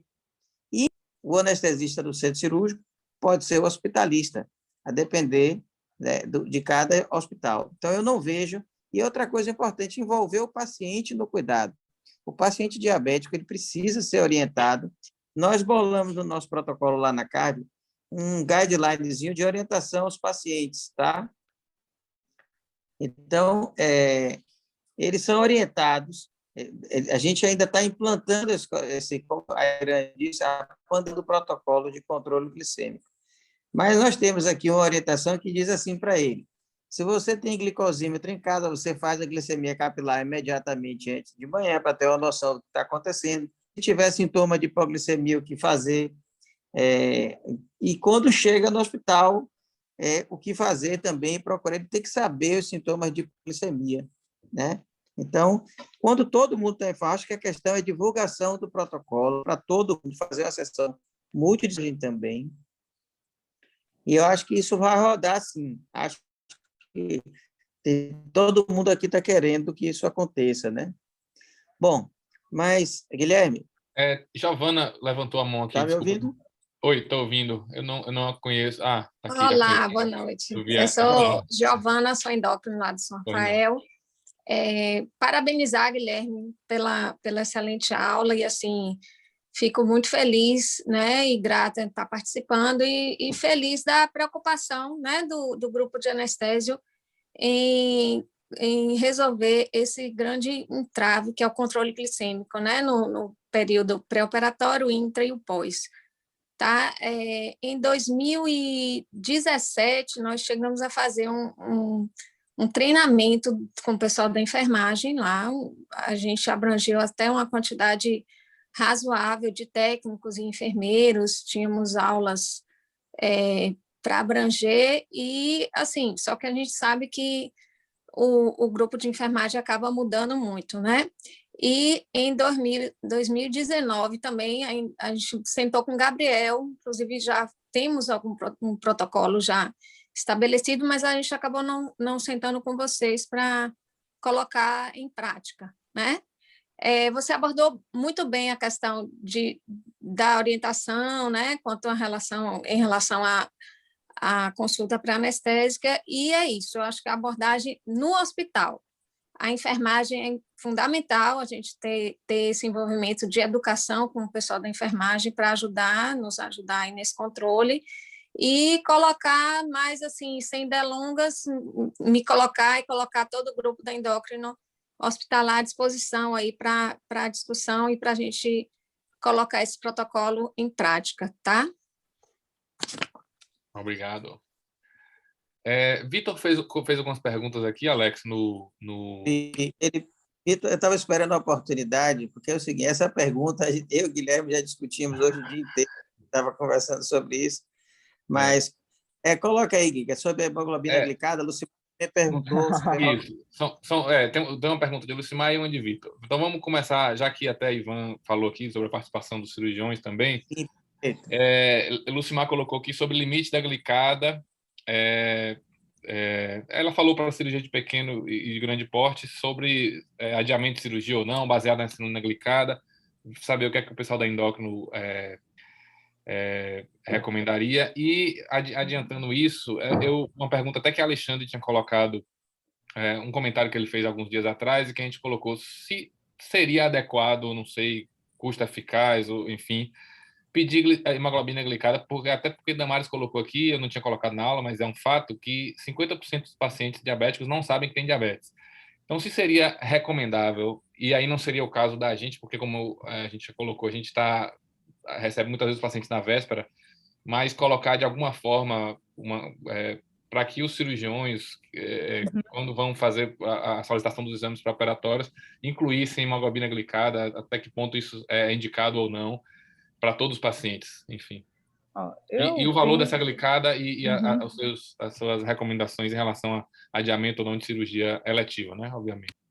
Com essa consulta pré-anestésica tem ficado meio apertada, talvez, assim, primeiro questionar se o paciente fez algum exame desse nos últimos 2, 3 meses, né? Principalmente nos últimos 2 meses aí, se ele tem uma glicada, a gente vai usar esse exame que ele já tem. Se não, eu acho muito interessante, pelo que a gente já colocou aqui, diagnóstico de pacientes que não conhecem, ter uma noção do controle glicêmico, paciente com diabetes desconhecido, ter uma noção do controle glicêmico desse paciente também é importante. A hemoglobina glicada é um exame que tem um custo relativamente baixo, não vai onerar nenhum sistema de saúde nem nada. E a gente sabe também que aí vem a história do ponto de corte, né? A literatura deixa de 8 a 10, você tem para escolher, né? Onde que você quer ficar. Então, a gente sabe que quanto mais vai subindo a hemoglobina glicada, acima de 8, a gente tem vários trabalhos mostrando como aumenta quase que geometricamente as chances de complicações, né? E a maioria dos guidelines botaria em torno de 8,5. Você tem uma glicada até 8,5, você faz cirurgia tranquilo. Acima disso, não. Porém, você vê também outros trabalhos que não mostram essa correlação tão direta, né, do aumento de complicações. Até que toda cirurgia deve ser suspensa, porque o paciente está com glicada de 9, 10. Quanto tempo vai levar para você controlar essa glicada? É um paciente que o adiar da cirurgia vai causar mais problema do que solução. Então, às vezes, eu acho meio difícil a gente realmente colocar um ponto de corte e cumprir isso 100% para todos os pacientes. É claro que se um paciente tem uma glicada de 8,5, ele é um paciente que não deve estar com acompanhamento regular com endócrino, não deve, né? Precisaria de uma chamada aí. Mas existem esses números e com lógica, com embasamento, com evidência científica, que vale a pena a gente seguir algum guideline desse, mas creio que casos especiais podem ser analisados como tudo, né? Mas, na minha opinião, deve-se ter uma glicada e também eu ficaria em torno de 8,5 de ponto de corte. Desculpa, Alex. O que a gente vê na literatura é isso. Existe essa correlação, glicadas mais altas com desfechos ruins, mas não se mostrou, pelo menos até então, até onde eu saiba, que você ir atrás de corrigir isso, você vai melhorar o desfecho. Essa correlação também não é mais ou menos assim, é um indicador de pior prognóstico, talvez. Mas se você adiar a cirurgia para corrigir isso, não se mostrou se isso necessariamente vai ser melhor. Se não me engano, o grupo... desculpe. Oi? Pode eu falar. acho que o grupo australiano que vai até 10, né? Se eu não me engano. Até 10, Tem lugares que... Até 10. Até 10, tá 10. Britânico também vai até 10. Gente, desculpa, minha internet caiu logo na hora do que vocês estavam falando sobre o que Damares falou, mas assim, é engraçado que essa pergunta para o endócrino existe um mundo ideal e para vocês o mundo real, né? O endócrino sempre quer a perfeição, tá? Endócrino é crítico. A gente quer em 7, mas... Exatamente, o menor, mas assim, é óbvio que para vocês, eu brinco que a gente é muito subjetivo e prolixo, enquanto endocrinologista adora fosforilar, né? O cirurgião anestesista acho que são mais objetivos. Assim, do meu ponto de vista, glicada acima de 9, inclusive porque os próprios consensos guidelines já mostram que a gente deve insulinizar a paciente com glicadas mais elevadas, é um sinal de mau prognóstico, sim, sobretudo em pacientes com cirurgia de grande porte, tá? Então, você vai fazer uma cirurgia cardíaca, eu acho que deve ser... Agora, cirurgia de pequeno porte, que você sabe que o tempo de internação hospitalar, ou de médio porte, que vai ser mais curto em geral, então um paciente que não tenha tantas complicações, ou seja, não vai ter uma DAC pós-operatório, eu acho que nesses pacientes você pode até ser um pouquinho mais tolerante. Para a gente, de fato, idealmente seria controlado, mas esse é o mundo ideal. Né? Um ponto de corte certamente bom seria 9% para cirurgia de grande porte, eu não mandaria de jeito nenhum se tivesse acima de 9%. Porque eu acho que cirurgia de grande porte, o desfecho de complicação por hiperglicemia, que a gente tem associação com inúmeros fatores, não só aumento de internação hospitalar, mortalidade, infecção de ferida operatória, redução de resposta leucocitária, de moléculas de adesão, enfim. Tem uma série de mecanismos aí que já está extensamente discutido na literatura e mostrado o quão é perigoso para esse paciente. Agora, de pequeno e médio porte, talvez vocês possam ser mais flexíveis, mas para a gente, endócrino, é difícil realmente colocar um cutoff, tá? Justamente isso que eu falei, caso, né? Fechar assim é meio complicado, né? Damares, eu não sei se você viu esse caso, nós tivemos um caso curioso na cardio, a paciente na consulta pré-anestésica foi barrado, aspas, né? Foi barrado na consulta pré. 12 de hemoglobina glicada, o paciente tinha para fazer uma cirurgia bariátrica. E veio com o relatório da endócrino, a gente aí questionou, ligou para a endócrino para discutir e tal, ela disse, olha, esse paciente já tentou de tudo, não consegue baixar de jeito nenhum, a única solução para ele é a bariátrica. Então, assim, foi esclarecer o seu paciente, dizendo, olha, você tem uma diabetes de um controle péssimo, ruim, não sabemos até quanto a participação do paciente contribuiu para isso, mas o fato é que para ele estar ciente do risco, tá? E que era necessário fazer a bariátrica. Graças a Deus ele fez, a gente com todo cuidado, tá? Tudo bem, mas a gente se depara com essas situações, tá? No mundo real, como diz você, né? Agora, voltando à participação da equipe multidisciplinar, a pandemia trouxe uma coisa nova para a gente, pelo menos para mim, ficou muito na minha cabeça. Nós hoje temos a possibilidade de EAD, tá? Ou seja, a gente não precisa reunir a enfermagem toda numa sala de aula para explicar para ela um protocolo. A gente pode fazer, sim, um EAD, um vídeo que pode bem explicativo sobre a importância, o que deve ser feito, como é um protocolo institucional. Eu acho que a gente deveria tratar o controle glicêmico como um protocolo institucional, seja ele para o cirúrgico, seja ele para o clínico. E acho que as ferramentas de EAD, com vídeos, onde todo mundo seria treinado periodicamente, ele vai lá no EAD, assiste o vídeo, faz uma provinha, essa provinha para a enfermagem, para quem for, acho fantástico, acho que isso vai funcionar e vai ajudar. Como foi dito, assim, existe um certo turnover da enfermagem, mas assim que entre uma enfermeira nova, ela seria, vamos dizer assim, passaria por esse tipo de treinamento, um pacote de treinamento, em que a qualquer momento ela acessar o EAD. Tá? Essa é uma questão. A segunda é a questão dos infográficos, que vieram também mais fortes nessa pandemia. Eles já existiam antes, mas os infográficos podem estar presentes no painel de bordo dos computadores, pode estar sobre a forma de folder, pode estar sobre uma forma de vez em quando, comunicação periódica para a enfermagem. Então, eu acho que a questão do treinamento da enfermagem com EAD e até da equipe médica mesmo, acho que funcionaria bem com EAD. Agora, nós temos as plataformas, tanto no São Rafael quanto na Cardio, acho que a gente pode usar essa ferramenta sim. Quanto ao papel do cirurgião, eu acho importantíssimo duas coisas. Se ele fizer essas duas coisas, ele está contribuindo muito, viu, Ivan? E todos os cirurgiões que estão assistindo a gente aqui. Sim, solicitar a hemoglobina glicada e perguntar ao paciente sobre história de diabetes. Se ele não tiver na dúvida, se você solicitar a hemoglobina glicada como parte do pré-operatório, é muito bom, principalmente nos obesos, nos maiores de 40 anos, né? Principalmente esses pacientes. Mas se solicitar já é uma grande questão. E em muitos hospitais, a prescrição da reconciliação medicamentosa, que eu quero dizer basal, prescrever esquema de insulina e glicemia capilar para todo paciente no pós-operatório. Eu acho que a gente, dada a prevalência de diabetes, talvez fosse o caso de prescrever padrão para todo mundo, tá? Isso aí é uma discussão que a gente precisa ver. Então, eu acho que a participação do cirurgião, do anestesista, do endócrino, multidisciplinarmente, pode ser assim. O que é que cada um pode fazer? Aquele 5W e 1H, né? Quem, quando, como, a gente pode envolver as equipes todas. Acho que todos podem ajudar aí. E, por último, uma provocação para as endocrinologistas. Já não é hora de tirar a insulina regular da via subcutânea nos hospitais e a gente partir para a insulina, apenas a insulina rápida? Ela é mais previsível, tem um pico precoce, funciona melhor, ela deve ter uma efetividade melhor. Nós sabemos que ela é um pouco mais cara, mas eu acho que para o controle do centro cirúrgico, fazer insulina subcutânea é igual à insulina rápida. A insulina regular, para o fluxo do centro cirúrgico, ela é muito arriscada e pouco efetiva.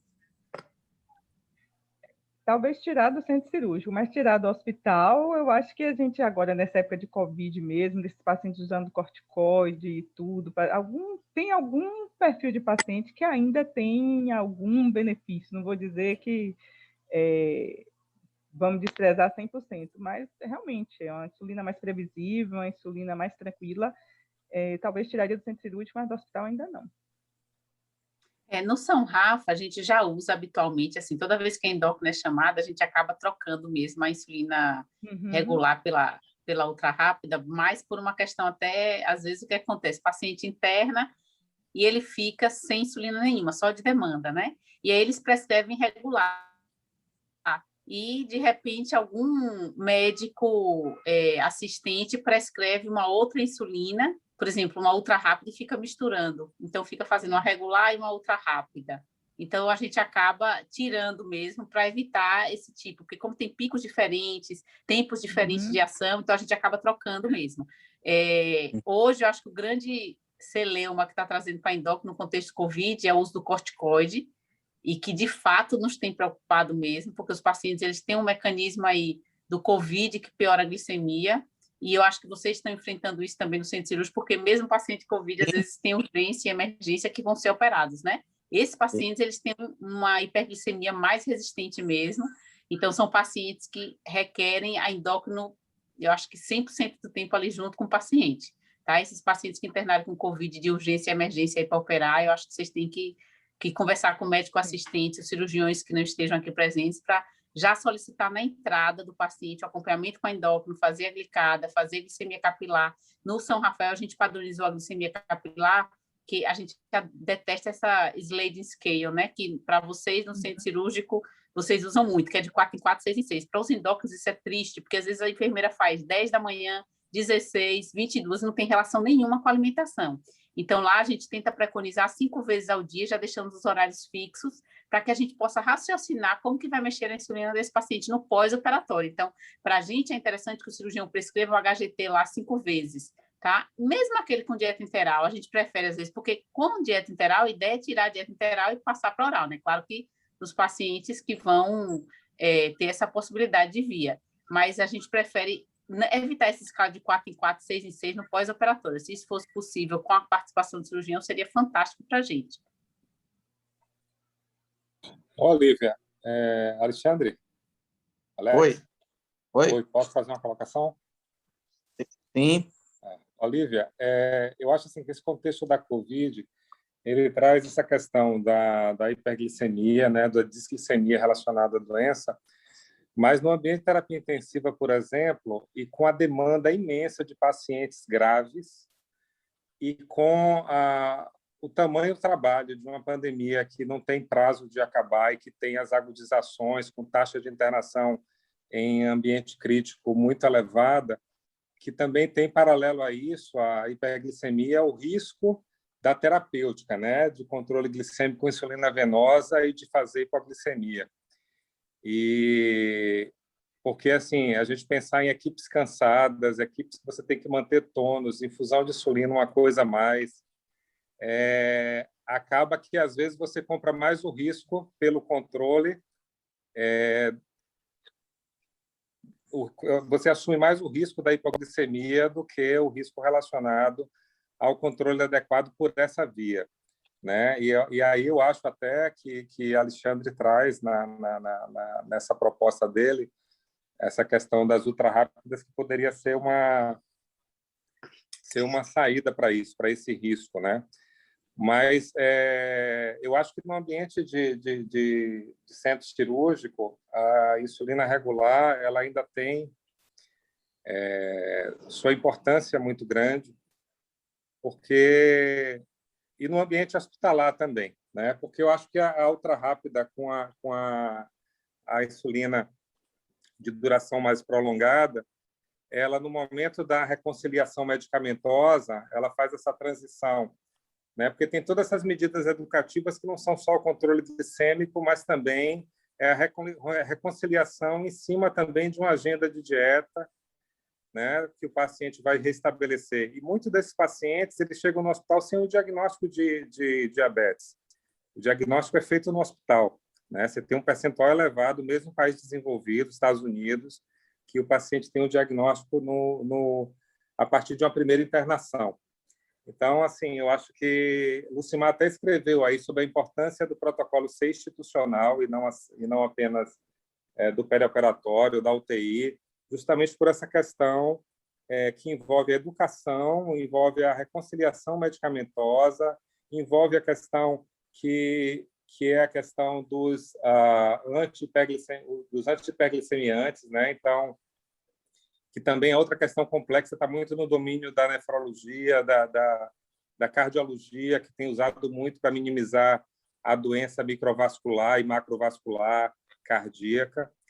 Então, assim, são muitas variáveis para se ter o controle sem ter uma política institucional.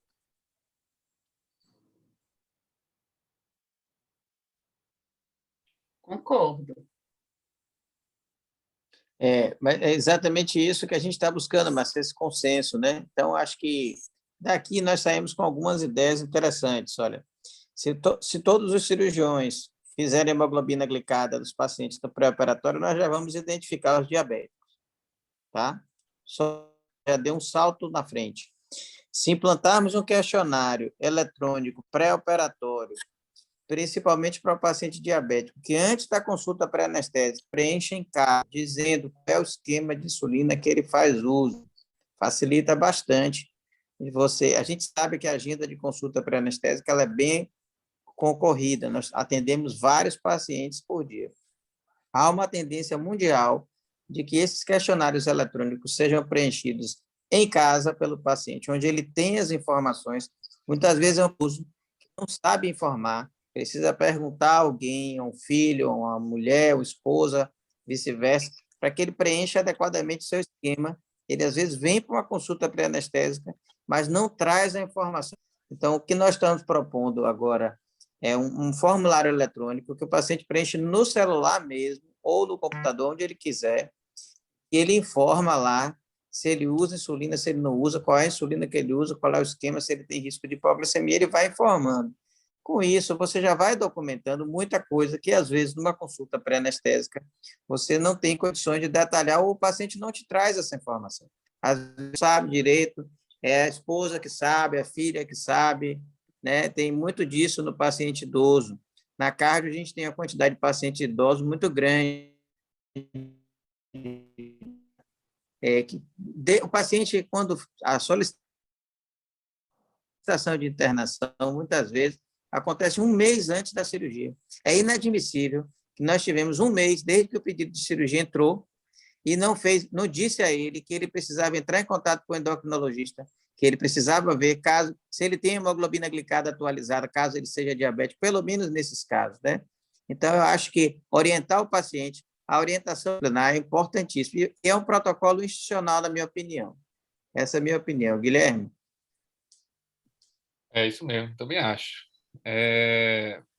Enfim, só para não deixar em aberto aqui, que Rodrigo Magarão fez um questionamento aqui em relação à padronização de protocolos para os análogos de LP1, principalmente o Ozempic, que tem uma duração de ação mais longa.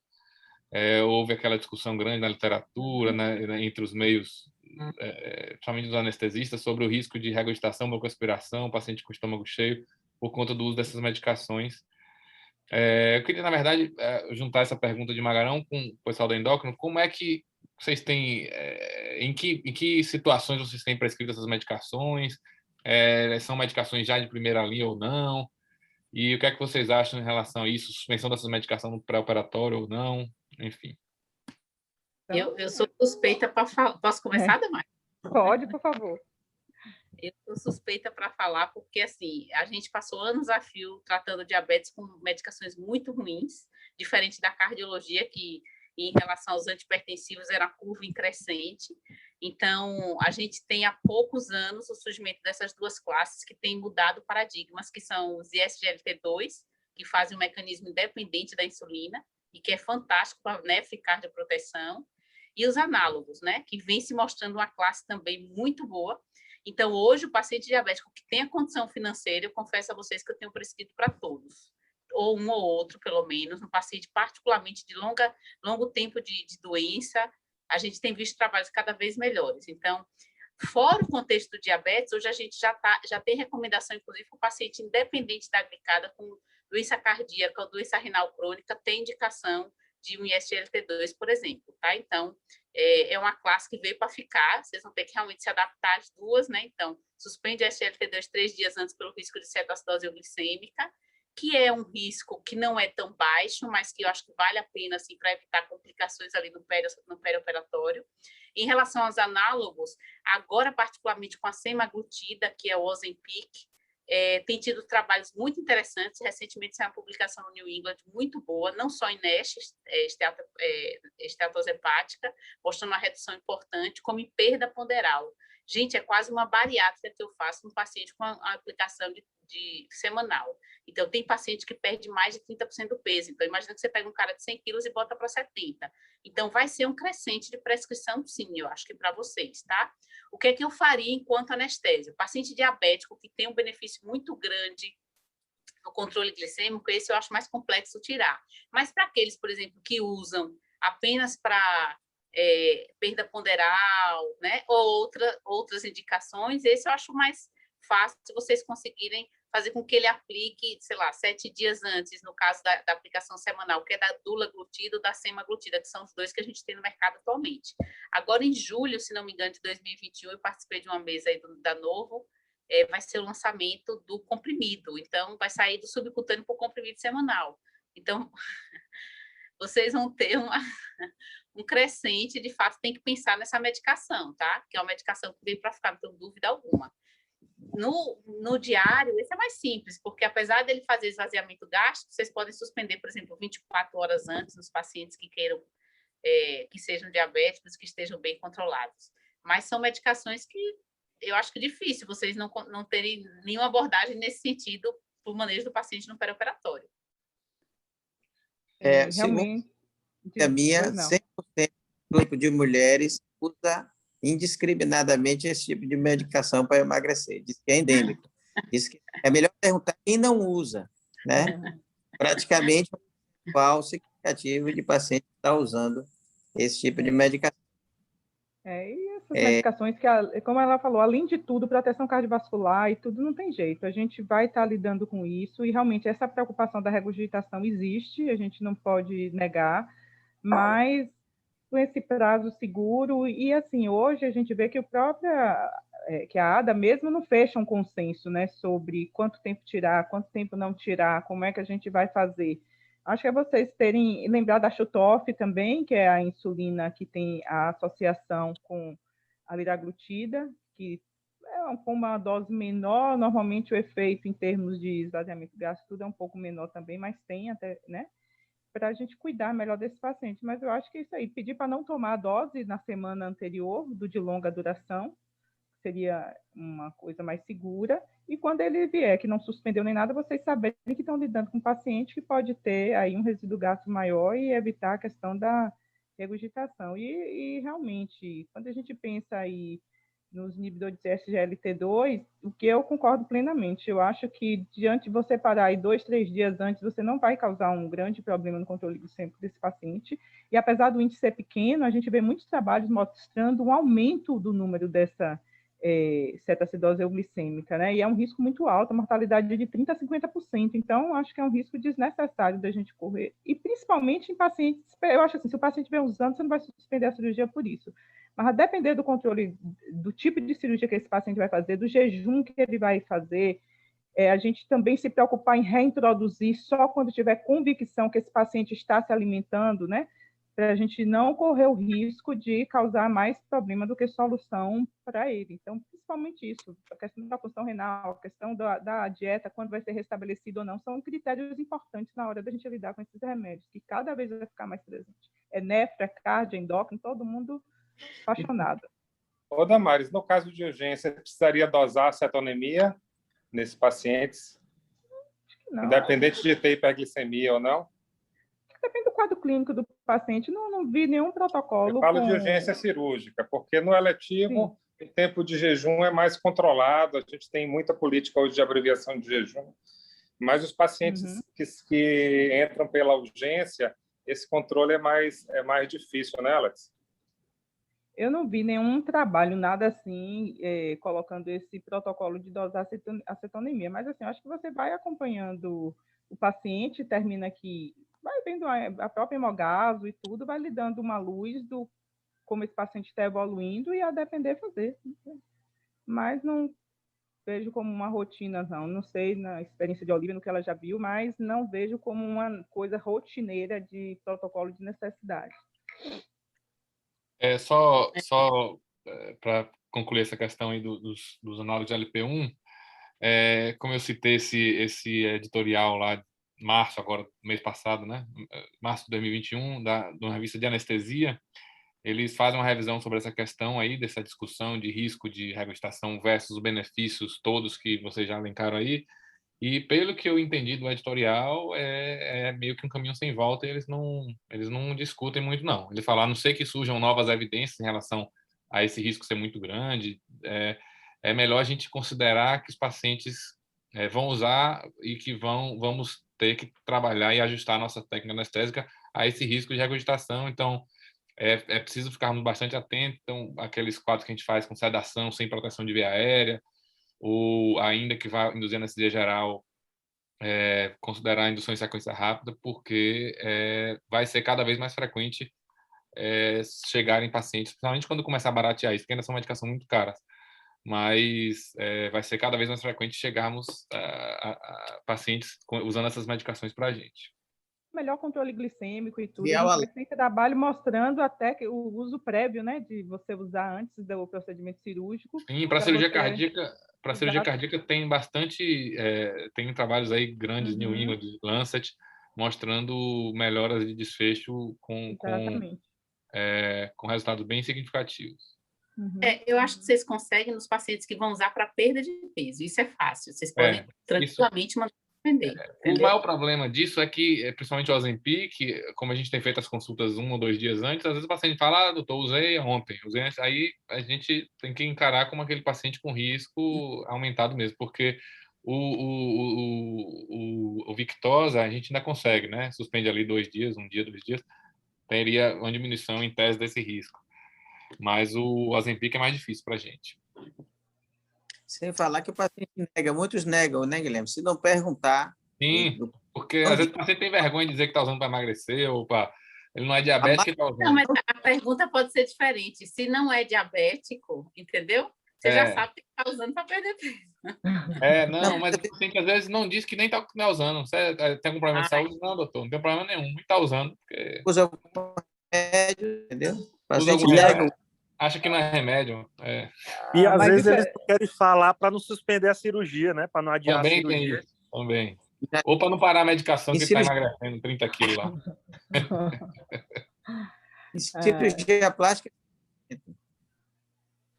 Bom, eu acho que, se ninguém tiver mais nenhuma questão para colocar, eu acho que a gente, 2 horas aqui, foi muito bacana. Eu agradeço imensamente a presença das queridas endocrinologistas, parceiras aí, não só de cirurgias, como de tantas outras situações.